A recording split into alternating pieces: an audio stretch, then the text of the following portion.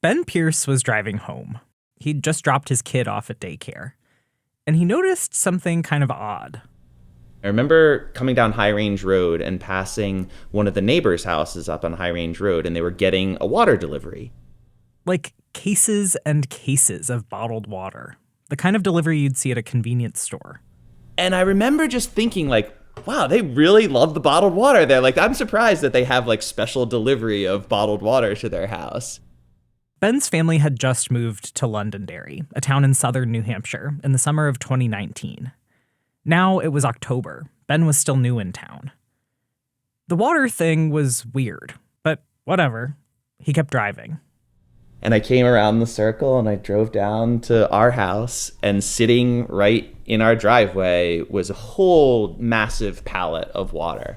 No explanation, no delivery person. It was just sitting there in the driveway. Later, Ben did the math.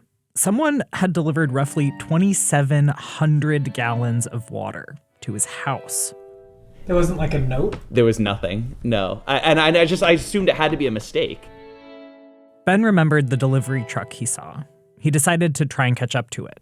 So I hopped back in the car and I drove around the block and I said, hey, I don't know if you made a mistake, but there's all this water in our driveway. We didn't order any water. And he kind of sheepishly said, like, oh, you don't know about this?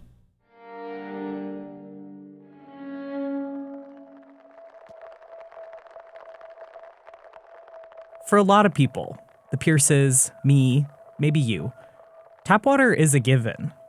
Like the sky being blue or pavement being solid. Turning on the tap is a reflex, almost like breathing. We do it when we shower, fill the coffee pot, boil pasta, when we brush our teeth. After the surprise delivery, Ben made a few calls. And he discovered that the water he and his family had been using for months had something in it. Something that made it unsafe to drink or to cook with. Something you couldn't boil out. So instead of turning on the tap, they started cracking open plastic bottles. They explained to their 2 young kids, don't drink out of the faucet. Don't even use it to rinse your toothbrush. One of the things Ben worried most about was the teeth brushing, especially with his 3-year-old, Kinsey. It was a lot for her to just even manage a tube of toothpaste and a toothbrush, So to then ask her to, unscrew a cap and pour a little bit of water on her toothbrush, and then, I really didn't think they'd be able to do it as kids. They still used the tap for showering, but tried hard not to get the water in their mouths. They still used the sink for washing plates, but dried them off extra carefully. Their son, Parker, was 7 at the time. Probably the most inconvenient part about it is remembering to tell people that haven't been here before. Because, it's not like we're just kind of used to it, but, if I have friends over that haven't been over before, then we have to, remember to tell them that they can't drink the water. It's been more than 6 years since the first pallet of water showed up in the Pierce's driveway. Parker is almost a high schooler now. And they still can't drink the water from their faucets. I really don't think that day that I realized that it was a life-changing event. I knew it was a big deal. You knew that it was gonna change the house and the home value, and you had all the panic, but you didn't realize that as of this date, your whole existence is gonna change.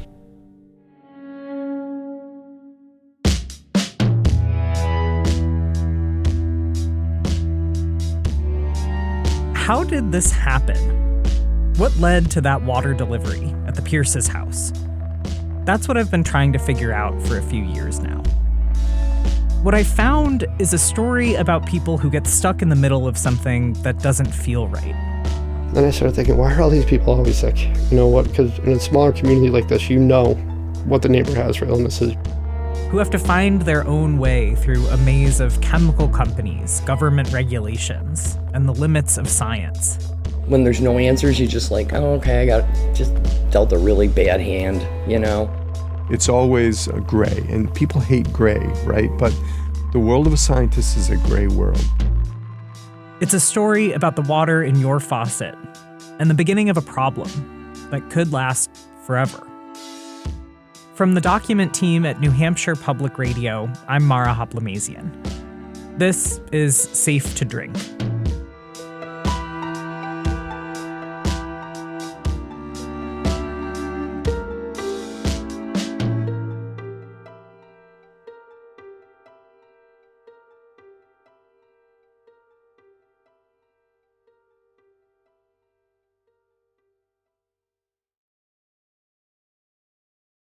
It's March 2016, 3 years before Ben Pierce chased his water delivery driver down the street. And we're one town over from where Ben's family lives, in Merrimack. Merrimack is like a lot of other places in southern New Hampshire. There are industrial buildings fanning out from the center of town, and a main drag with a park, a library, a few places where you can get steak for dinner. On this night, tons of people are filing into a school gym, filling up the chairs that have been set up on a basketball court. We're under control here. DES is here, as well as a number of the towns. State officials called this meeting. They had just announced that something had been detected in Merrimack's drinking water. A chemical called PFOA, perfluorooctanoic acid. They knew people would have questions. I wasn't in Merrimack that night. I didn't even live in New Hampshire in 2016. But I've been watching the aftermath of this night unfold since I started working as a reporter here. There's a recording of the night on YouTube. The room has the atmosphere of a town meeting. It's an annual tradition in New Hampshire. I'm going to remind you that just like at town meeting, we have Merrimack manners. You guys have always been good about this. I want to remind you that we're still under those rules. Town meetings can be kind of sleepy. A couple dozen dedicated citizens showing up to vote on how much to spend on the sewer system or whether to cut down and sell trees from a town-owned forest. But on this night, the room is absolutely packed. People bring in extra chairs for the crowd, but there still aren't enough. Eventually, the walls are lined with people standing. Everyone is looking around at each other, whispering to their neighbors. It seems tense. This is not a situation that any of us wanted. And I want to assure you that we here are as concerned about this as you are. For an hour, state officials in suits give a presentation about this chemical that was found in the water, PFOA. A screen behind them ticks through slides full of acronyms, diagrams, color-coded maps. They explain that this chemical is used to help manufacture Teflon products, and that it's part of a bigger family of chemicals, per- and polyfluoroalkyl substances, nicknamed PFAS. They don't occur naturally. They're man-made. As Mike said, my name is Dr. Chan. I'm with the New Hampshire Division of Public Health Services. New Hampshire's state epidemiologist, Ben Chan, tells the crowd these chemicals are in stuff we use all the time. Microwave popcorn bags, fast food wrappers, clothing. He says basically everywhere scientists have looked, they've found these man-made chemicals in the environment. But officials say the levels in the water in Merrimack are higher than the background levels. Even though PFOA is everywhere, it doesn't really seem like anyone knows very much about it. Chan calls it an emerging contaminant. So the big question here is, what does finding PFOA in the water mean for our health, your health, the health of your loved ones? The quick answer is that the long-term health effects are really unclear. The long-term health effects are really unclear, he says. Researchers are still studying them.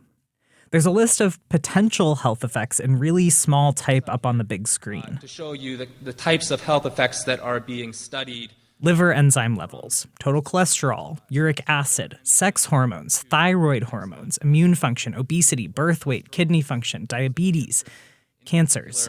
Kidney cancer, prostate cancer.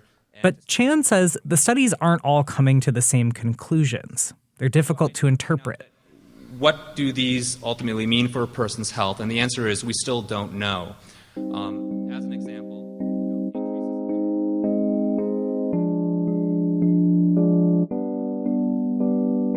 And here's where things seem to get even more confusing. The officials tell the crowd they don't really know what levels of this chemical are safe to drink. But they're also saying, for most people, including everyone on the public water system, there's no reason to believe it's unsafe to drink. This is why it's very uncomfortable for us being involved in this project, because we usually have a clearly articulated standard that's enforceable under the Safe Drinking Water Act, that's been fully vetted by all the toxicologists and physicians to make sure that it's a safe and protective number. We don't have that right now. So we're using the best information we have to make a decision in the interim here about who we're going to provide bottled water to. In 2016, federal regulators hadn't set a legal limit for PFOA in drinking water. The officials say New Hampshire has set its own limit out of, quote, an abundance of caution. And people in Merrimack with taps testing higher than the state's limit would start getting bottled water delivered to their houses.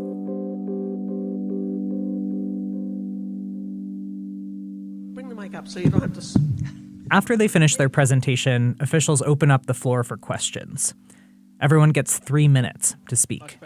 So my wife is currently pregnant. Are there any extra precautions that she needs to be taking? And get into the ground system. For those of us who have gardens and are feeding our children from them, are the plants absorbing the PFOAs, or do we know that? Animals and stuff, fishing and everything else, are they safe to consume for hunters? The meeting drags on into the night. And over again, the people up on stage don't really have answers. we don't know exactly what that level is. We don't know what the levels of exposure that we're seeing. We don't know yet. We're still trying to put the pieces in this puzzle together. I don't know what the levels in the pond are. We don't know what that's. I don't know the answer. We don't know. We're taking. Sorry, we're going to have a frustrating answer on that. We don't know. We only know what we know from the recent. And if we don't know, why are you not telling us that we shouldn't be drinking the water? Can I drink the water? Can my pregnant patients drink the water? The question that sticks with me most from this meeting came from a woman who had lived in Merrimack for almost 30 years. She told the crowd her husband had recently died of prostate cancer. My husband was a big water drinker, tap water. He liked it room temperature. And my concern is I was the one that gave him that water to drink. I don't know if I killed my husband, and that's my feeling right now. I don't know what to do about it now.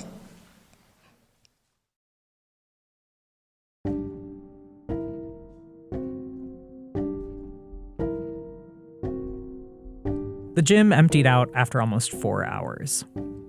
But there still seemed to be more questions than answers. What was this chemical? How did it get into Merrimack's water? What was it doing to people's bodies? And what next? Something and somebody has to be responsible for this.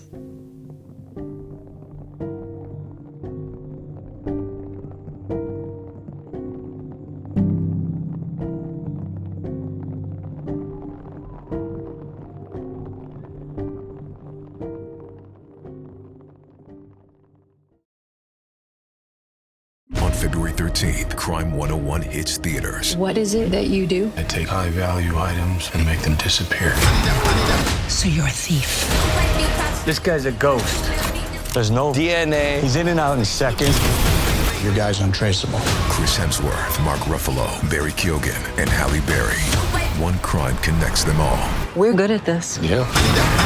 Crime 101, directed by Bart Layton. Rated R, under 17 on admitted without parent. Only in theaters February 13th. AI is incredible. It can teach you how to fry an egg and even write a poem, pirate style. Yarr! But it knows nothing about your work. Slackbot is different. It doesn't just know the facts. It knows your schedule. It can turn a brainstorm into a brief. And it doesn't need to be taught. Because Slackbot isn't just another AI.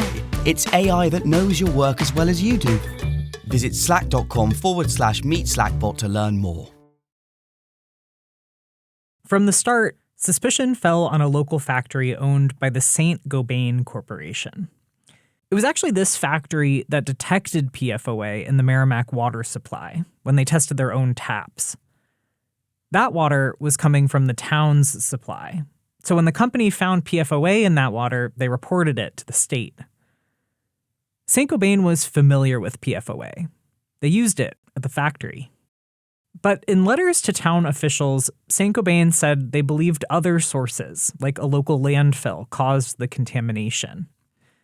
The company was basically saying, sure, their tests found PFOA in the town's water, but it wasn't their fault.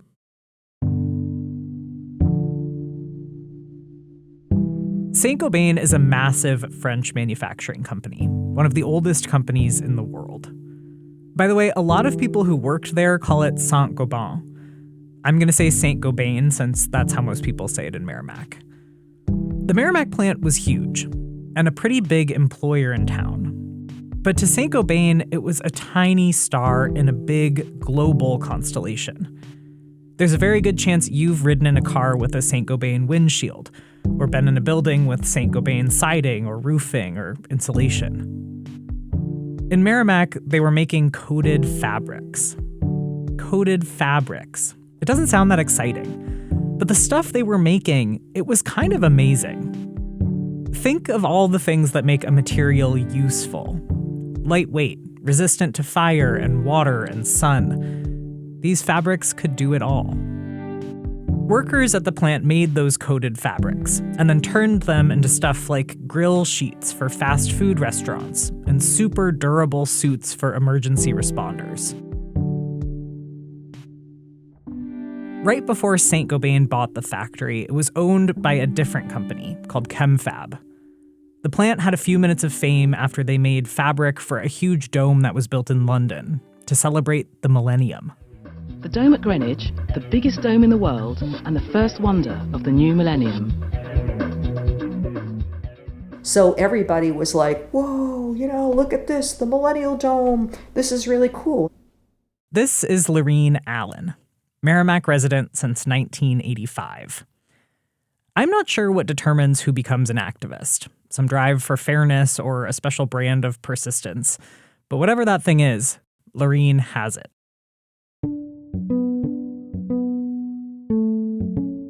For her, this all started on her couch.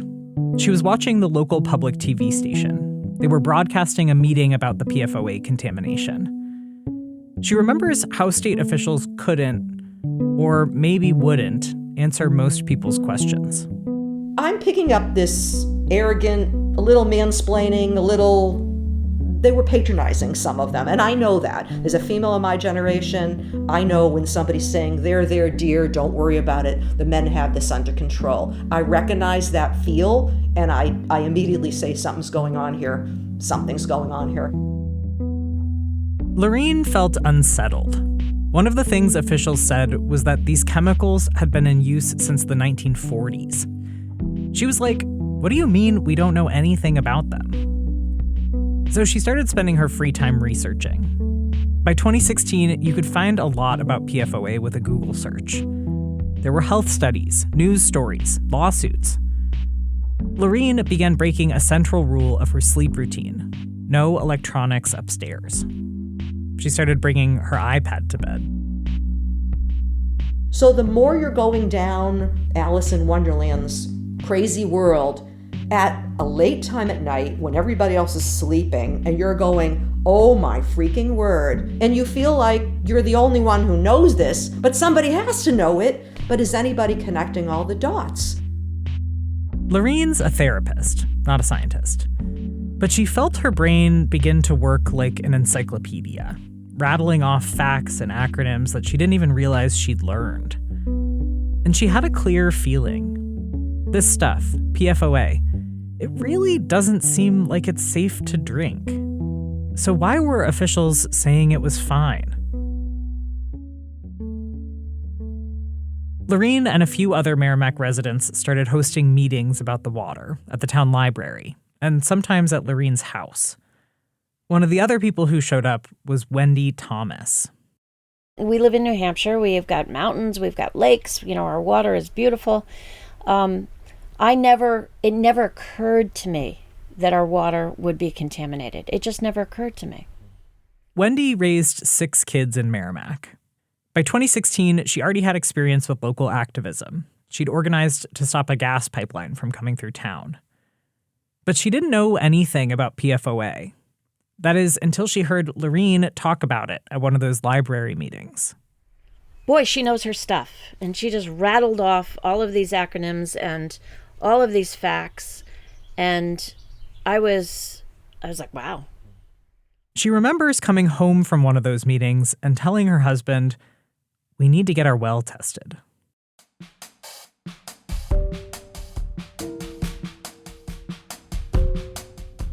Their house wasn't on public water.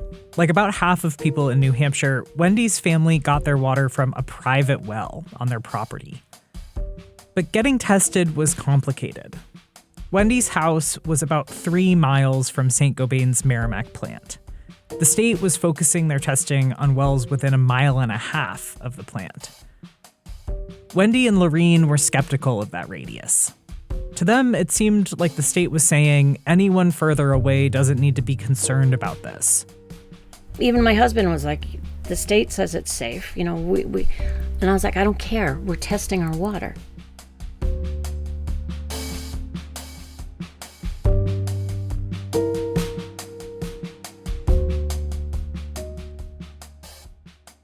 Okay, let's step back for a moment. Maybe you've heard the saying, the dose makes the poison. Doses of PFOA are measured in parts per trillion.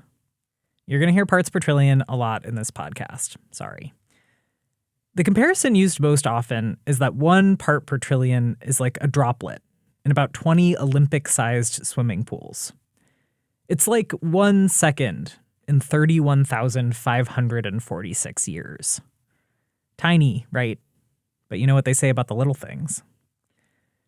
Remember, at the time all this was going down in Merrimack, the U.S. Environmental Protection Agency didn't have official regulations or limits for how much PFOA could be in drinking water. But they did put out some guidance. It shifted around over the course of 2016, from 400 parts per trillion to 70 parts per trillion. In Merrimack, Saint-Gobain's PFOA testing on the town's public water was coming back at about 30 parts per trillion. So, all good, right? But next door in Vermont, their standard was 20 parts per trillion. That was confusing. Then there's the fact that PFOA bioaccumulates. That means it builds up in your body over time if you keep ingesting it. Like a bathtub with a clogged drain. With a steady drip, the tub eventually fills up. That's part of how PFOA and the family of PFAS chemicals like it got their nickname, forever chemicals. They stick around in human bodies for a really long time. So it matters not just how much PFOA is in your water, but how long you've been drinking it. And before 2016, the EPA's guidelines were only for short-term exposure, not for water you'd drink over the course of a lifetime.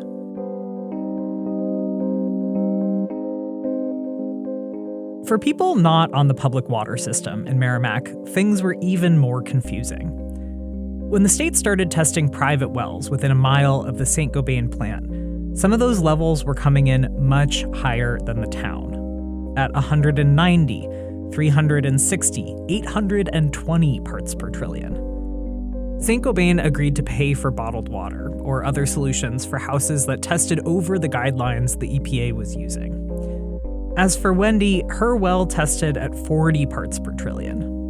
So well under the EPA's guidance of 70, but double Vermont's limit of 20. Wendy told her kids not to use the taps. They started drinking bottled water and installed 2 kinds of filtration systems. Altogether, she was out more than $5,000.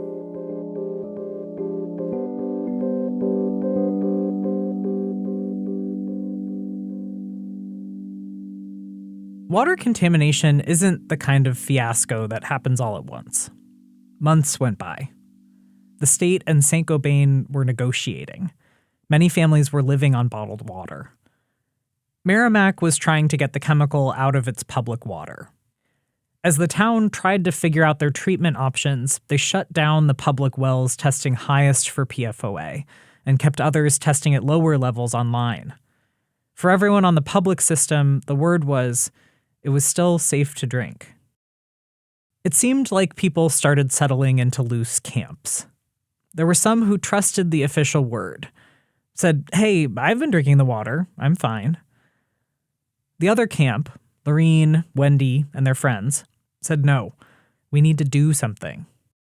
They started showing up to local government meetings, trying to get people to take their concerns seriously. And it was mostly driven by women. There were some men in this initial advocacy group, but we were hysterical women. We were fear-mongers.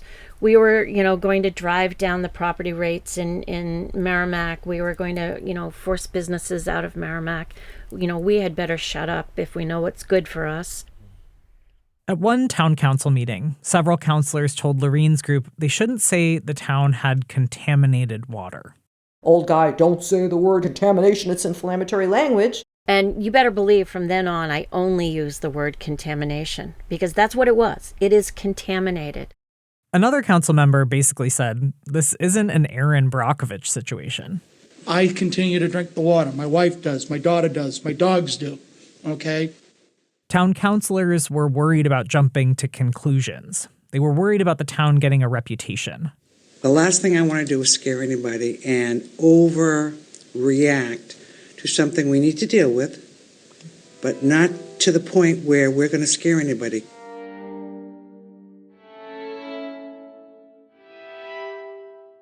From where I sit, here in the future, there's something eerie about looking back at this moment. This fight about the contamination, even the word contamination, in 2017. Eerie because all of this had already happened before. This unprecedented emerging contamination. It had already played out in another community 100 miles away. Like two towns putting on the same theater production. The set looked a little different, the cast was local. But the script, the themes, the choreography, they were mostly the same. The plays are so similar that in this other town, the person playing the role of Lorene, a local resident turned activist, is also named Lorene. I'm not an activist, but I was pissed off. I was beyond angry, knowing that now this was done to us. That's next on Safe to Drink.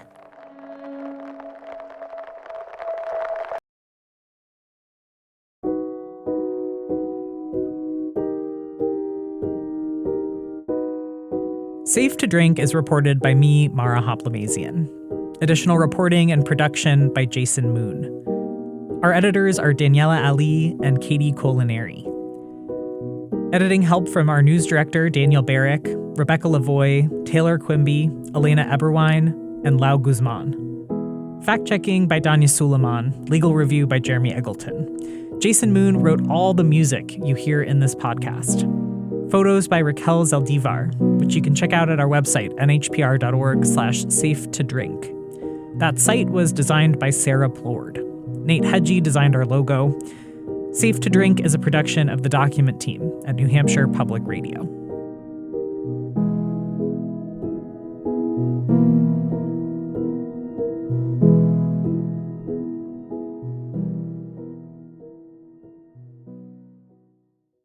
Hello, this is Jack Wilson, the host of the History of Literature podcast. For the past 10 years, I've been talking to novelists, biographers, and scholars about the greatest books in the history of the world and the men and women who wrote them. Like our recent episodes on Dante in Love, a starter pack of 10 Indian classics, the pop culture that influenced Sylvia Plath, and a talk with scientist and novelist Alan Lightman about the wonders of nature. Join us at the History of Literature podcast, wherever you get your podcasts.